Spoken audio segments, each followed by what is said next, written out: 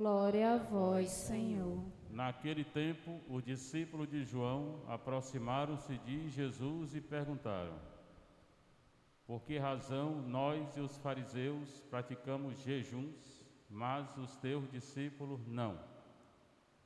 Disse-lhes Jesus: por acaso os amigos do noivo podem estar de luto enquanto o noivo está com eles?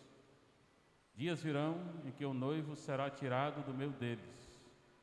Então sim, eles jejuarão. Palavra da salvação. Glória a vós, Senhor. Sentar um pouquinho, você está em casa, você que está aqui na nossa paróquia Santa Teresinha Vicente Pison. Proclamação do Evangelho de Jesus Cristo segundo Mateus. Nós estamos na sexta-feira depois de cinzas, está no início da quaresma, mas termina rápido. É bom fazer penitência e se converter. Naquele tempo, hoje e agora, na hora que é anunciada a palavra de Deus, acontece no coração que acredita. João Batista, ele tinha discípulos, tinha pessoas que seguiam a ele. E Jesus tinha discípulos. Hoje a história é essa. Os discípulos de João Batista aproximaram-se de Jesus e perguntaram a Jesus: por que razão nós, os fariseus, jejuamos e os teus discípulos não jejuam? Os discípulos de João Batista jejuavam e os fariseus também, embora os fariseus jejuavam para aparecer, como Jesus falou no domingo. Muitas vezes era só para aparecer. Então, se você está jejuando para aparecer, pode comer, porque no seu jejum não está servindo para nada. Mas os discípulos de Jesus não jejuavam. Comiam, normalmente. E eles perguntaram: por que nós jejuamos, teu discípulo não? E Jesus disse, Jesus não fica calado, não. Por acaso os amigos do noivo podem estar de luto enquanto o noivo está com eles? O noivo é Jesus. Os amigos do noivo são os discípulos. Se Jesus está com eles, eles não têm que jejuar. Vão jejuar depois que Jesus for tirado, morrer. Pronto, a resposta é essa. Dias virão em que o noivo será tirado do meio deles, morte de Jesus. Então sim, eles jejuarão. Pronto, simples.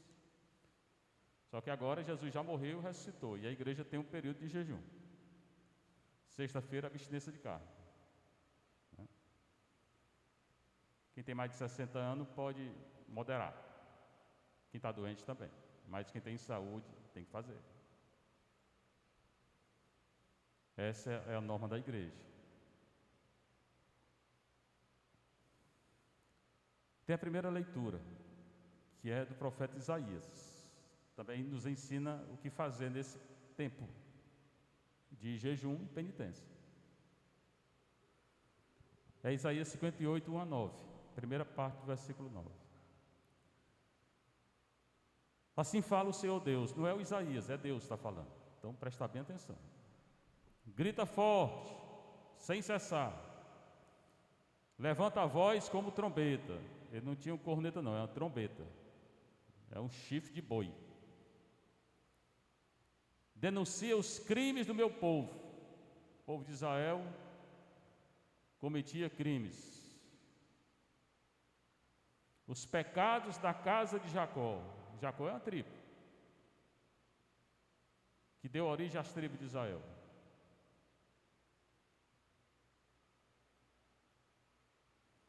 Então, cometiam crimes e pecados, como hoje. Não mudou muito não. Buscam-me cada dia e desejam conhecer meus propósitos. E aí buscava a Deus, pecando. Tem gente assim, né? Peca, continua pecando e buscando Deus. Pensa que pode, não pode não. Tem que deixar o pecado, o crime. Pode comungar se está em pecado, não.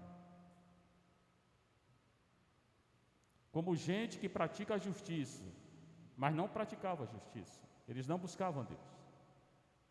Foram para o exílio por causa do pecado. Como gente que não abandonou a lei de Deus, e eles tinham abandonado a lei de Deus, como hoje muitos abandonaram. Julgamentos justos ainda vão a Deus pedir coisa. Não consegue, não vai receber a graça. E querem estar na proximidade de Deus, não estão. Quem?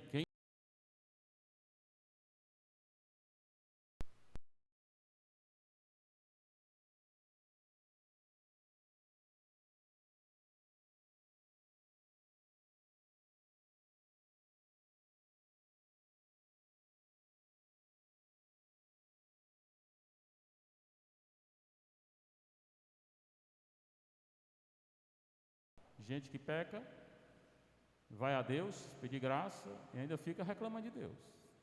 Vai reclamando, pois agora vai escutar.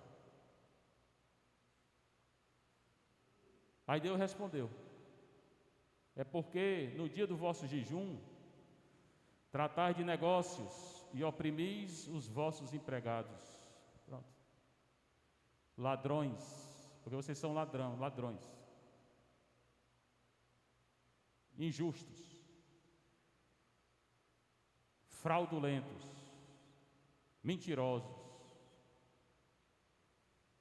É porque no mesmo tempo que jejuais, e jejuava, fazeis litígios e brigas, brigavam no dia do jejum, e agressões impiedosas. De que adianta esse jejum, meu povo? Vá comer que é melhor, e se afaste de Deus de uma vez, logo. Não façais jejum com esse espírito, é Deus que está falando. Se quereis que vosso pedido seja ouvido no céu, senão não vai ser ouvido. O seu pedido não vai ser ouvido, porque serve para ele, serve para nós. Acaso é esse jejum que eu aprecio, o dia que uma pessoa se mortifica? Jejum não é só se mortificar, não é só botar cinza na cabeça, na testa, não é só não comer carne nem nada, não é só isso não. Isso é o começo só. Porque se fizer isso, e ficar brigando, e ficar fazendo confusão, e falar dos outros, e tratar mal a mãe, e tratar mal o irmão, não serve de nada não, irmão. Você é um hipócrita. Não venha para a igreja não, primeiro resolva a situação, dentro da sua casa. Resolva lá para você vir para a igreja. Trata-se talvez de curvar a cabeça como junco, ficar com a cabeça assim, para dizer que é penitente, é humilde. Nem todo humilde fica com a cabeça assim não. E deitar-se em saco e cinza. Ele jejuava também, vestia um saco e botava cinza em cima do colchão para dizer que estava fazendo penitência. Pode fazer isso, mas se tratar mal os outros não serve de nada. Está se condenando, principalmente quem trata mal dentro de casa. Acaso chamas a isso jejum, dia grato ao Senhor? Pois não é não. Eu não estou gostando não, é Deus que está falando. Acaso o jejum que prefiro não é outro? Agora ele vai dizer qual é o jejum que ele quer. Melhor do que esse aí. Quebrar as cadeias injustas, pare de cometer injustiça, pare de pecar. Primeira coisa é parar de pecar. Melhor jejum é parar de pecar, parar de falar dos outros, parar de maltratar os outros, desligar as amarras do jugo. Aqui, eles tinham escravos. Tinham escravos e maltratavam os escravos. Liberta os escravos. E que adianta fazer jejum e ter escravo? Tornar livres os que estão detidos. Jejum é visitar o preso, o doente, que ele está dizendo hoje aqui. É praticar a obra de misericórdia. O mendigo, ajudar quem está precisando. É esse o jejum que Deus quer hoje. Na leitura de hoje é uma obra de misericórdia. E a obra de misericórdia pode substituir o jejum. A esmola, em vez de estar com mimimi, blá blá blá, falando dos outros. Muitas vezes dentro de casa, brigando dentro de casa. Romper todo tipo de sujeição, querendo se impor. Está querendo se impor? Quem se impõe é Deus, não é você não. Nós não somos nada diante de nosso Senhor.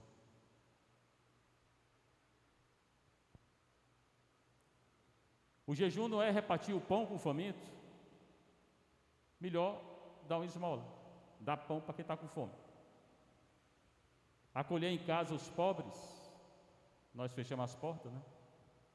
E os peregrinos, tudo bem que não abrir a porta para qualquer um, tem que ter prudência também, mas tem que ajudar quem está precisando. Quando encontrares o nu, cobre-o, e não desprezes a tua carne. Todo mundo é igual. Todo mundo tem carne, todo mundo é filho de Deus. Então todo mundo tem que ser tratado com a mesma dignidade. Principalmente quem não tem nada, quem é pobre. É isso que ele está dizendo.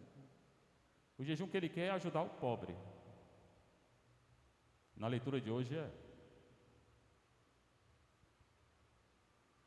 Então, se fizeres isso, se ajudares o outro, o necessitado, brilhará a tua luz como a aurora. Agora sim, aí Deus vai ficar feliz. Não com esse negócio de botar cinza na cabeça e maltratar os outros. Você pode botar cinza na cabeça e ajudar os outros, ótimo. Mas não adianta nada a cinza que recebeu se em casa vira o demônio.